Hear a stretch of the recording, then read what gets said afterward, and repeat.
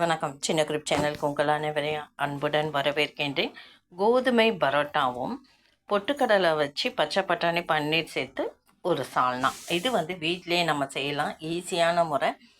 சௌராஷ்டிரா பக்கம் மதுரையில் அந்த சைடில் இந்த மாதிரி பண்ணுவாங்க. அவங்க ஹோட்டல் வச்சு நடத்துகிறாங்க. அவங்கக்கிட்ட கேட்டு தான் இந்த ரெசிபி நான் போடுறேன்.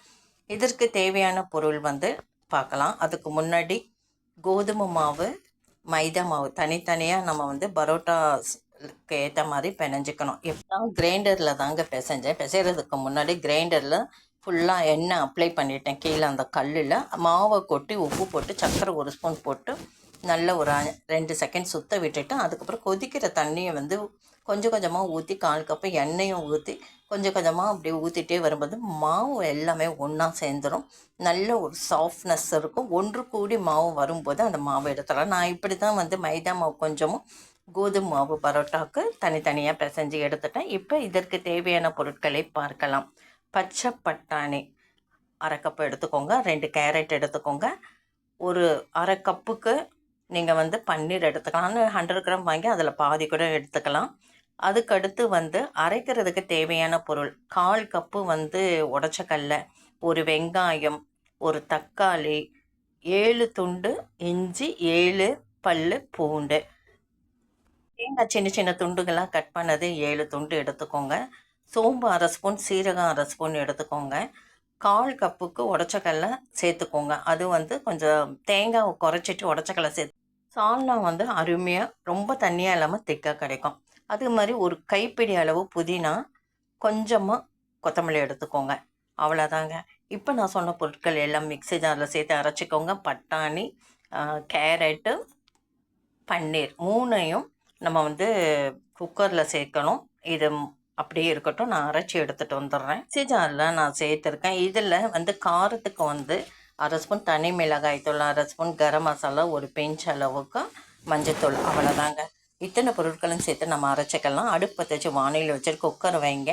நல்லா 1/2 குழி கரண்டி நல்லெண்ணெய் விடுங்க. ஒரு பிரிஞ்சி எண்ணெய், 2 பட்டை, 2 கிராம்பு, 2 ஏலக்காய், ஒரு கொத்து கருவேப்பிலை, ஒரு வெங்காயம் தனியாக பொடியாக கட் பண்ணிவிட்டு இது தாளித்தமானதும் வெங்காயத்தை சேர்த்து நல்லா வதக்கிக்கோங்க. ஒரு தக்காளி அதே மாதிரி தனியாக கட் பண்ணிக்கோங்க. அதையுமே நம்ம வெங்காயம் கண்ணாடி பதத்தில் வதங்கினதும் தக்காளியை சேர்த்து நம்ம வதக்கிக்கலாம். நம்ம அரைக்கக்கூடிய பொருளை ஒரு பக்கம் அரைச்சி எடுத்து நான் வச்சுருக்கேங்க. இது நல்லா கொஞ்சம் வதக்கி கொடுக்கும். நல்லா வதங்கட்டும். வதங்கினதும் நம்ம பட்டாணி, கேரட்டு, பன்னீர் எல்லாத்தையும் குக்கரில் சேர்த்துடலாம். இப்போது கஸ்தூரி மெத்தி அதையுமே நான் எண்ணெயில் வறுத்துட்டேன். இப்போ பட்டாணி, கேரட் எல்லாத்தையும் குக்கரில் சேர்த்தாச்சு. சேர்த்து நல்லா கலந்து கொடுங்க. இதில் என்ன வித்தியாசம்னா உடச்ச கடலை சேர்க்குறோம், சீரகம் சேர்க்குறோம்.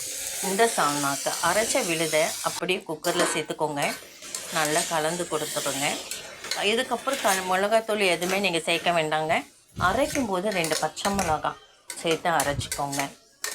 இப்போ நல்லா வதக்கியாச்சு. நல்லா கலந்து கொடுத்துட்டு தேவையான அளவு உப்பு, நான் 1/2 ஸ்பூன் எனக்கு உப்பு தேவைப்பட்டதை நான் 1/2 ஸ்பூன் உப்பு சேர்த்துக்கிட்டேன். இப்போது கடைசியாக பன்னீர் சேர்த்துடலாம். இந்த கலந்து கொடுத்துட்டு பன்னீரும் சேர்த்துடலாம். அவ்வளோதாங்க. பன்னீர் சேர்த்தாச்சு. கலந்து கொடுத்து குக்கரை மூடிடுங்க. 3 சவுண்டு வரட்டும். விசில் 3 விசில் வர வரைக்கும் நம்ம வெயிட் பண்ணலாம். இப்போ ரெடியாக எடுத்தோம். லெமன் 1/2 முடி புழிஞ்சு விட்டுருங்க. அதே மாதிரி 1/2 ஸ்பூன் நாட்டு சர்க்கரையும் சேர்த்துருங்க. நாட்டு சர்க்கரை இல்லைன்னா சாஸ், தக்காளி சாஸ் இருக்கு இல்லைங்களா, அது 1 ஸ்பூன் சேர்த்துருங்க. இப்போ குக்கரை மூடிடுறேன். வெயிட் பண்ணுங்கள். இப்போ இதில் 3 விசில் வந்ததும் நம்ம ஆவி அடங்கி குக்கரை ஓப்பன் பண்ணோடனே அப்படியே வடச்சட்டியில் ஊற்ற வேண்டியதுதாங்க. ஊற்றிட்டு நல்லா கொதி வரணும். வெயிட் பண்ணுங்கள். அது ஆவி அடங்கட்டும். இப்போ நம்ம திரட்டின கோதுமை மாவு நல்ல பெரிய அளவில் எடுத்துக்கிட்டேன். ஒரு பரோட்டா சைஸ்க்கு எவ்வளோ வேணுமோ அந்த அளவுக்கு எடுத்துட்டேன். ஒரு நல்லா திரட்டிடுங்க. இந்த பரோட்டாவுக்கு இந்த மாதிரி நல்லா சாஃப்டாக பிணைஞ்சிங்கன்னா கோதுமை பரோட்டா கூட மைதா பரோட்டா மாதிரி ரப்பர் மாதிரி வரும். அது எப்படி வரணும்னா, நம்ம இப்போ எண்ணெய் விட்டுட்டு நல்லா ஸ்ப்ரெட் பண்ணி விட்டுட்டு ஃப்ரில் வைக்கணும். சின்ன குழந்தையில நம்ம விசிறி செய்வோம் இல்லைங்களா, ஸ்கூலில் படிக்கும்போது அந்த மாதிரி வச்சுட்டு இப்போ 2 பக்கம் நம்ம 2 கார்னரில் பிடிச்சி இப்படி தட்டும்போது ரப்பர் மாதிரி இழுப்படும். அது வந்து மைதாவில் வரும். ஆனால் இந்த கோதுமை மாவுலேயும் எனக்கு அந்த மாதிரி இருந்தது. ஒன்றுமே இல்லைங்க, எண்ணெயை தொட்டுட்டு கையிலே அப்படியே ஸ்ப்ரெட் பண்ணி விட்டுட்டு அது அப்படியே எடுத்து தோசை தவாவில் நெய் சுற்றி ஊற்றி 2 பக்கம் பெரட்டி போட்டு நம்ம சுட்டு எடுக்கலாம். இதே மாதிரி நீங்கள் வந்து ரெடி பண்ணி வச்சுட்டிங்கன்னா வீட்டில் மெம்பர்ஸ் சாப்பிட உட்காரும்போது சூடாக போட்டு நம்ம எடுத்துக்கலாம். இப்போது நம்ம ஒவ்வொரு பரோட்டாவாக ரெடி பண்ணிவிட்டு அது தோசை தவாவில் சேர்த்துருக்கேன். அடுப்பை வந்து ரொம்ப ஹையும் இல்லாமல் மீடியமும் இல்லாமல் கொஞ்சம் ஹைலேருந்து கொஞ்சம் இறக்கி விட்டுட்டு நீங்கள் வந்து இதை சுடலாம். நல்லா கொஞ்சம் ஓரங்களில் நம்ம தோசை கரண்டியால் அப்படியே கொஞ்சம் ப்ரெஸ் பண்ணி விட்டிங்கன்னா ரொம்ப தடிமனாக இல்லாமல் ரொம்ப மெலிசாகவும் இல்லாமல் நார்மலாக வரும். இப்போ 2 பக்கமும் நெய் விட்டு நான் சுட்டுட்ருக்கேன்.